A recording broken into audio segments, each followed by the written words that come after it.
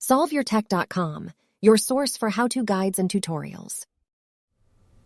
Welcome to our video about how to disable focus status sharing on iPhone 15 Pro. If this guide helps you out, then please consider subscribing and liking this video. If you're using the focus modes on your iPhone to reduce the number of notifications that you receive when you're performing certain actions on the device, then it's possible that you also have something enabled called Share Focus Status. When this is turned on, other people can see that you have your notifications silenced.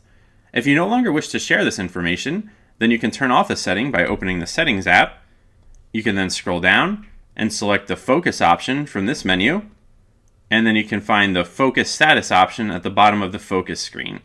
Now you can just select this, and you can either elect to disable the focus status for specific focus modes, or if you want to turn it off completely, then you can just tap the button to the right of Share Focus Status to disable it. You can also control the Share Focus Status setting for individual iMessage conversations as well.